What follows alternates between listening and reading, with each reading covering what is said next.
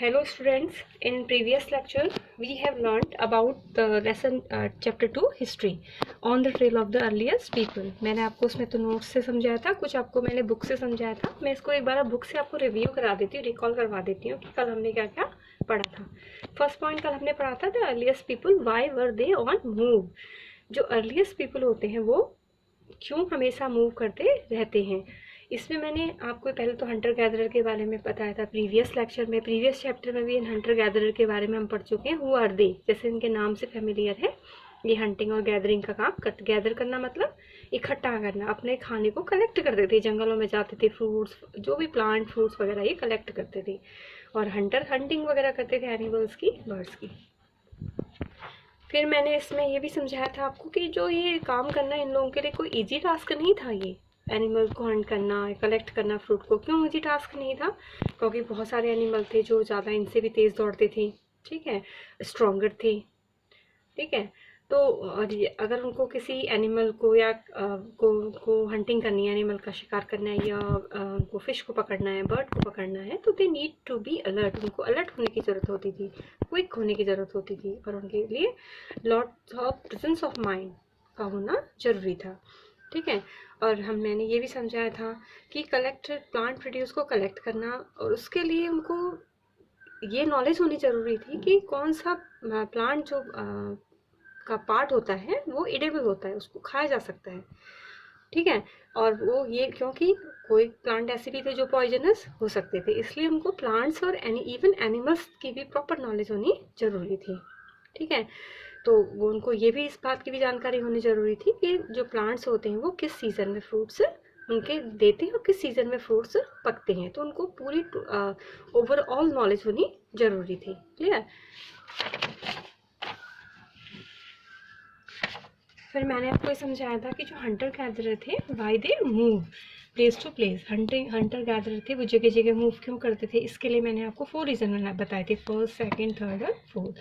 First reason में मैंने, ये इंपॉर्टेंट है काफ़ी, इसको ध्यान से सुनना। फर्स्ट रीज़न में मैंने आपको बताया था कि they move place to place, क्योंकि वो जो एक जगह में जब वो रुकते थे वहाँ के जितने भी वहाँ पे प्लांट थे, रिसोर्सेज थे, उसको वो खा लेते थे। अगर उस जगह में कोई भी प्लांट और रिसोर्स होगा ही नहीं तो वो क्या करते थे, अपने उनको दूसरी जगह मूव करना पड़ता था फूड के, इन सर्च ऑफ फूड, खाने को ढूंढने के लिए। सेकंड मैंने आपको बताया था जो वो animals move place to place, जो जानवर थे वो जगह जगह मूव करते थे, ठीक है। और इसलिए जो उन जानवरों का शिकार करते हैं, उन जानवरों का जो शिकार करते थे उनको उनके पीछे पीछे मूव करना पड़ता था, ठीक है। तो ये क्यों मूव करते थे, सेकंड रीज़न था they move to follow the animals movement. Clear? फिर थर्ड मैंने बताया था कि उनको सीज़न टू सीज़न मूव करते थे। क्यों? क्योंकि एक सीज़न में किसी सीज़न में किसी कोई पेड़ होता है फल देता है, किसी सीज़न में कोई पेड़ फल देता है, ठीक है। तो किसी सीज़न में कोई प्लांट ग्रो होते हैं, किसी सीज़न में कोई दूसरे प्लांट ग्रो होते हैं, तो डिफरेंट सीज़न के अकॉर्डिंग उनको अपना मूवमेंट करना पड़ता था। क्लियर? फोर्थ मैंने बताया था कि वो वाटर की खोज में एक जगह से दूसरी जगह मूव करते थे। अगर एक जगह में वो रह रहे हैं, वहाँ पे उनके पास जो कोई भी पानी का सोर्स नहीं है, वो ड्राई अप हो गया, सूख गया, तो इसलिए उनको नई जगह की ओर को जाना पड़ता था जहाँ पर उनको जो पानी है वो ईजिली मिल जाए। क्लियर? तो ये तो 4 रीज़न थे जिसकी वजह से जो हंटर गैदरर थे they move place to place.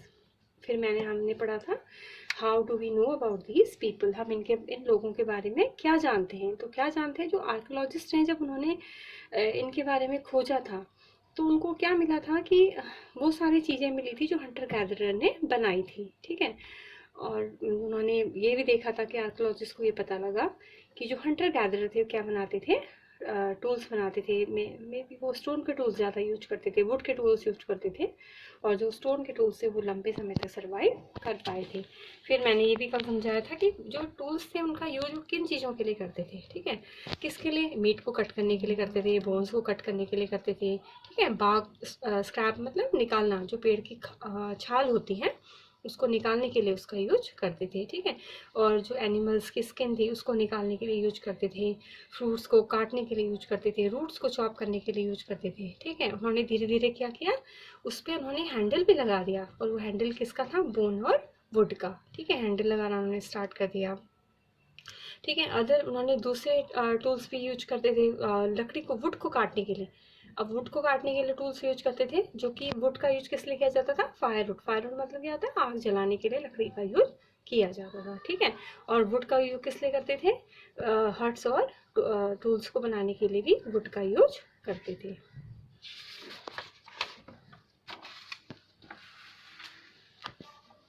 फिर हमने ये समझाया था मैंने आपको कि choosing a place to live in, ठीक है।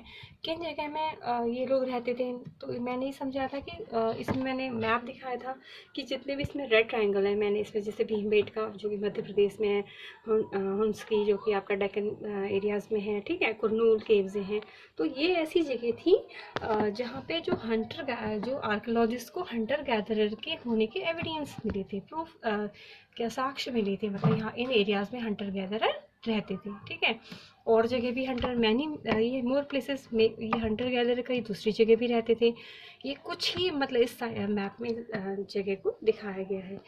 ये क्या है? Many sites located near the, और इसमें से जो भी साइट्स दिखाई गई हैं इनकी, जैसे भीमबेटका है, नर्मदा रिवर के किनारे हैं, ठीक है। तो इसमें से ये जो साइट्स थी ये कहाँ के किसके थी? वाटर के नज़दीक थी या रिवर्स और लेक के नज़दीक थी।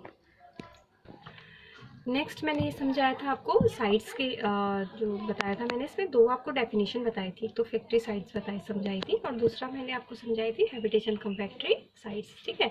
इसमें मैंने आपको फैक्ट्री साइट्स क्या थी, ये सिंपल डेफिनेशन की है कि फैक्ट्री साइट्स वो प्लेसेस वो areas where the stone was found and where people made tools are known as factory site. मतलब कि फैक्ट्री साइट्स वो एरियाज थी जहाँ पे लोगों ने क्या बनाए थे, जहाँ पे लोगों ने स्टोन टूल्स बनाए थे, और उन एरियाज़ को क्या कहते हैं? फैक्ट्री साइट्स कहते हैं, ठीक है। उन एरियाज़ में स्टोन भी मिला था, और जिससे पता लगता था कि वहाँ पे लोग क्या बनाते थे? स्टोन के टूल्स बनाते थे। फिर मैंने सेकंड आपको हैबिटेशन कम फैक्ट्री साइट समझाया था। तो जो ये एरियाज थी, यहाँ पे क्या था कि इन एरियाज में, ये फैक्ट्री साइट्स में कभी कभी जो लोग थे वो लॉन्गर स्पेल ऑफ टाइम तक रहने लग जाते थे, मतलब काफ़ी लंबे समय तक रहते थे वो लोग वहाँ पे। उन्होंने टूल्स बनाए, ठीक है, वहाँ पे लंबे समय तक रहते थे, तो उनको क्या कहा जाने लगा? हैबिटेशन कम फैक्ट्री साइट्स कहा जाने लगा। क्लियर? फिर हमने नेक्स्ट जो हमने पॉइंट पढ़ा था, मैंने साइट्स के बारे में समझाया था।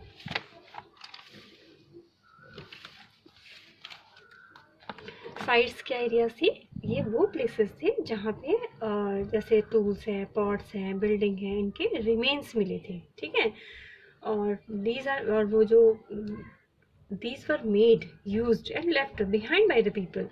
इन साइट्स में लोगों ने क्या किया था? अर्लीस्ट पीपल ने इन टूल्स को बनाया था, उनका यूज किया था, और उसके बाद उन्होंने उनको छोड़ दिया था, ठीक है। और इसमें से ये टूल्स थे, कुछ तो सरफेस में मिले थे अर्थ के, कुछ नीचे ज़मीन के नीचे दब गए थे, ठीक है, ओके, और कुछ कहाँ मिले थे? अंडर वाटर मिले थे। क्लियर? इसके बाद हमने कल पढ़ा था मेकिंग स्टोन टूल्स। इसमें दो टेक्निक थी, कल मैंने क्लियरली आपको समझा रही थी, ये इंपॉर्टेंट भी है। दो टेक्निक थी, एक टेक्निक क्या थी? एक दो पत्थर दो हाथ में लेना था, उनको स्ट्राइक करना था, ठीक है, इससे चिप, और तब तक के दूसरे पत्थर को स्ट्राइक करना था तब तक उसकी चिप ना निकल जाए, वो मतलब उनको रिक्वायर्ड शेप ना मिल जाए। और दूसरे जो प्रेशर फ्लेकिंग में वो टेक्निक थी कि वो एक पत्थर को सरफेस में रखते थे, ठीक है, और इसका उन्होंने एक हार्ड सरफेस में रखा, इसको उन्होंने प्रॉपर शेप देना है, तो दूसरे पत्थर को लेते थे, फिर उसके ऊपर एक उससे दूसरे एक तीसरे पत्थर से उसके ऊपर मारते थे, हैमर के रूप में, हथौड़े के रूप में उसके ऊपर मारते थे, जब तक कि इस शेप का उनको रिक्वायर्ड जो भी वो शेप चाहते हैं वो उनको ना मिल जाए, ठीक है। ये फायर के बारे में बताया था कि जो अर्ली पीपल था वो फायर का यूज करता था, क्यों करता था?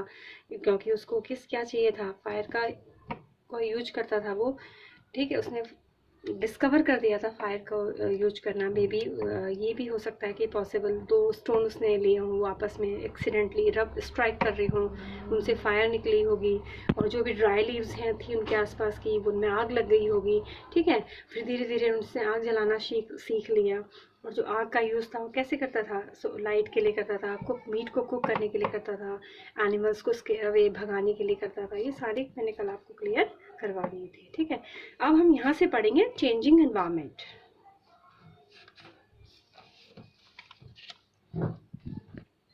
अब है अ चेंजिंग एनवायरनमेंट, इसको भी बुक से पढ़ेंगे। क्या है? Around 1200 year ago there were major changes in the climate of the world, ठीक है। 1200 ईयर एगो कुछ ऐसे मेजर चेंजेस हुए थे बदलाव हुए थे हमारे क्लाइमेट में, with the shift of relatively warm conditions के मतलब गर्मी होने लगी थी, कंडीशंस कैसी हो गई थी, वार्म होने लगी थी, और बहुत सी एरिया में, in many areas this led to development of grassland, मतलब और बहुत सी एरिया में क्या डेवलपमेंट हो गए थे, ग्रासलैंड बनने लग गए थे, ठीक है, ग्रासलैंड बनने लग गए थे। दिस इन टर्न, और जिसकी वजह से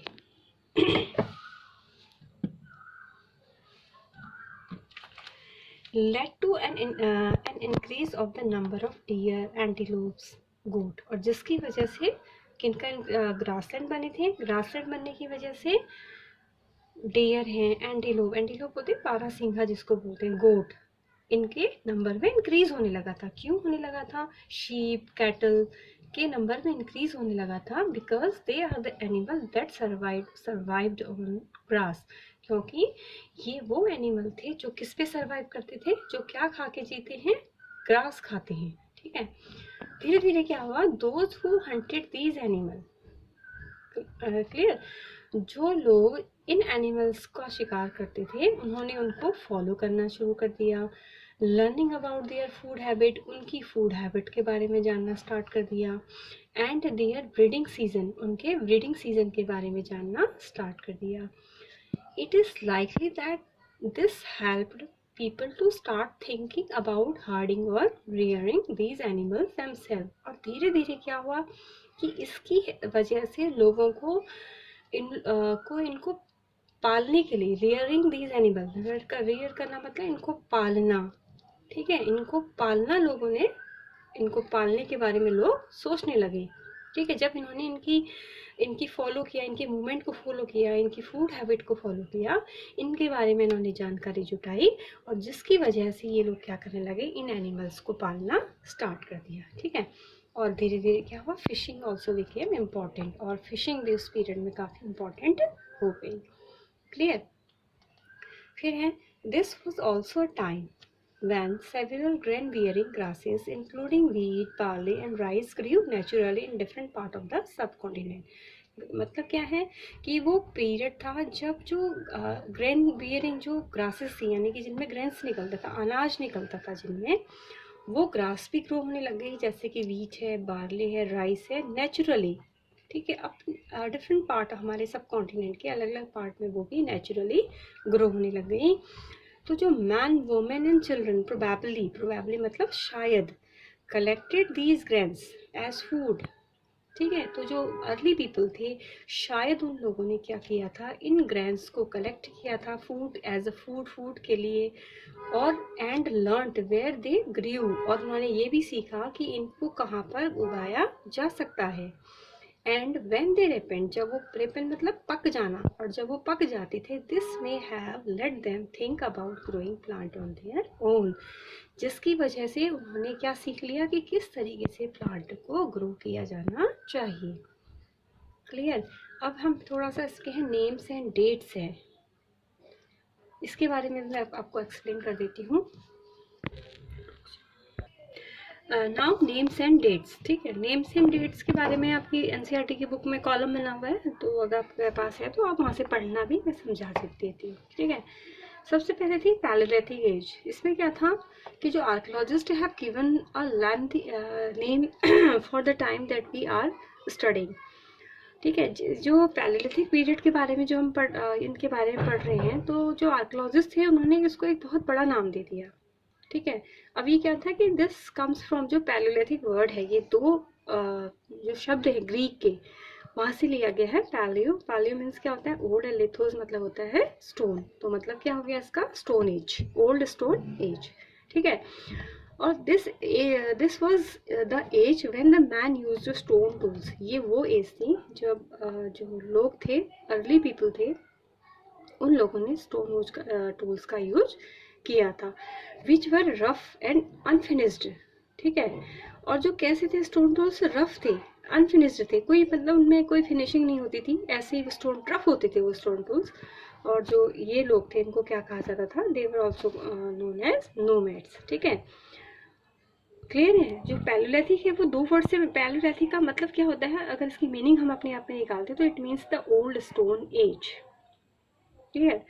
और ये जो लॉन्ग स्ट्रेच जो ये टाइम था इसको हम किस में इसको डिवाइड किया गया है, एक तो लोअर एज में, मिडिल एज और अपर पैलियोलिथिक पीरियड में इसको डिवाइड किया गया है। क्लियर।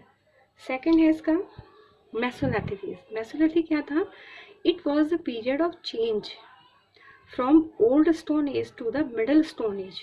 ठीक है, ये क्या था, इसमें जो चेंज आया था, और आदमी धीरे धीरे, जो अर्लीस्ट पीपल थे वो धीरे धीरे धीरे ओल्ड स्टोन से कहाँ तक चेंज, उनमें बदलाव आए थे, मिडिल स्टोन एज तक जो चेंजेस आए थे उनमें स्टेप बाय स्टेप वो आगे को जब ईयर पास होते गए, बढ़ते चले गए, तो उनमें जो बदलाव आते गए, और वो इसमें कहाँ से कहाँ तक के बदलाव मेंशन है, ओल्ड स्टोन एज से लेकर के मिडिल स्टोन एज तक के बदलाव पड़ते हैं। देखो स्टोन टूल्स, अब इसमें क्या था, मेसोलिथिक एज में जो स्टोन टूल्स था found during this period are tiny, वो छोटे होते थे, शार्पर होते थे, ज़्यादा नुकीले होते थे, ठीक है, और मोर एफिशिएंट होते थे। एफिशिएंट मतलब और ज़्यादा अच्छे होते थे, जिनसे ज़्यादा से ज़्यादा अच्छी तरीके से काम किया जा सकता था। ठीक है, फिर apart from these stone animal bones and horns were also used to make tools. ठीक है, और इसके अलावा, किसके अलावा, स्टोन टूल्स के अलावा, अगर हम पैलियोलिथिक की बात करें वहाँ पे स्टोन के टूल हमें ज़्यादातर मिले हैं।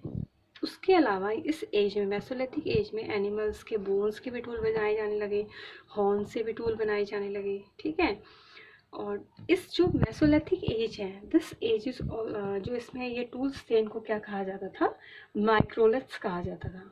ठीक है, माइक्रोलिथ्स मतलब टाइनी, छोटे, ये टूल्स इस एज के काफ़ी छोटे थे, that's why they are also called microliths. ठीक है, clear. Next the neolithic age. ठीक है, अब न्यूलिथिक एज क्या थी, means new stone tool age था। न्यूलिथिक मीन्स क्या थे, जो stone tool, new stone tools age थी ये, और इसमें क्या था, the new stone age tools were improved. जो स्टोन टूल्स मतलब इसमें बनाए गए थे वो काफ़ी इम्प्रूव्ड थे। ठीक है, और these tools were much sharper. धीरे धीरे, मतलब इसमें आप देखोगे कि एक पैलियोलिथिक एज से लेकर के, जब एक पैलियोलिथिक एज से लेकर के जब न्यूलिथिक तक एक मतलब अर्ली पीपल पहुंचा था, तो स्टेप बाय स्टेप जो उसके टूल्स थे वो ज़्यादा शार्पर होते चले गए, उनमें इम्प्रूवमेंट देखने को हमें मिला था। ठीक है, तो टूल्स कैसे थे, ज़्यादा शार्प थे। ठीक है, मेसोलिथिक पीरियड से भी ज़्यादा शार्प थे। क्या था, जो आपके पैलियोलिथिक पीरियड में था उसमें तो वो रफ ब्लॉक्स स्टोन के ऐसे यूज करते थे एज अ टूल्स। फिर जैसे ही वो आपके मिडिल एज उसमें आए, आपके मेसोलिथिक एज में जब आए, तो उनके जो स्टोन टूल्स थे उसमें थोड़ा बहुत इम्प्रूवमेंट मिला, वो शार्प होने लगे, टाइनी होने लगे। लेकिन जब न्यूलिथिक एज के आते आते उनमें काफ़ी ज़्यादा इम्प्रूवमेंट देखने को मिला था। क्लियर। फिर इसके बाद आपका हम एनसीईआरटी का आपके बुक का टॉपिक है rock painting and what they tell us. ठीक है, रॉक पेंटिंग थी और वो हमसे क्या कहती हैं, ये आपका नेक्स्ट हेडिंग है उसमें। तो क्या थी रॉक पेंटिंग, क्या थी, many cave half painting on their walls. बहुत सारी ऐसी केव्स हैं, केव्स मतलब गुफाएं हैं, बहुत सारी ऐसी गुफाएं हैं जहाँ पे अर्लीस्ट पीपल ने क्या की थी, पेंटिंग की थी, उसकी केव्स की वॉल को उसने पेंट किया था। ठीक है, early human use these two express their feeling. जो अर्ली पीपल थे वो इन पेंटिंग के जरिए अपनी फीलिंग को दिखाना चाहते थे, मे भी अपनी फीलिंग को दिखाना चाहते थे। And they may also have been done on ceremonial occasion. कभी कभी वो क्या करते थे, कभी भी कोई उनके यहाँ ओकेजन है, कोई भी अवसर होता था कुछ भी, तो उसकी पेंटिंग, उस सेरेमोनियल ओकेजन की पेंटिंग को भी वो डिपिक्ट करते थे, उस पेंटिंग को भी वो बनाते थे। इसका सबसे बड़ा एग्जाम्पल है भीमबेटका, जो कि कहाँ है, मध्य प्रदेश में, is famous for the rock painting. ठीक है, जो भीमबेटका की गुफाएं हैं वो अपनी रॉक पेंटिंग के लिए बहुत ज़्यादा फेमस है। ठीक है, और इन पेंटिंग के जरिए जो अर्ली पीपल थे वो क्या करते थे, depict scenes from the everyday life. अपनी हर दिन की लाइफ की जो सीन होता था, दिनचर्या होती थी, उसको डिपिक्ट करते थे। डिपिक्ट करना मतलब दर्शाना था, पेंटिंग के जरिए वो अपनी दिनचर्या को दर्शाते थे, बताते थे। ठीक है, अपनी हंटिंग के किस तरीके से शिकार किया करते हैं उसको वो दिखाते थे, दर्शाते थे, राइडिंग दर्शाते थे, डांसिंग को दिखाते थे। ठीक है, पेंटिंग के जरिए वो अपनी फीलिंग को एक्सप्रेस करते थे। फिर है a large number of animal have also been painted, और इन वॉल्स में क्या किया गया था, बहुत सारे एनिमल्स जो थे उनको भी पेंट किया गया था।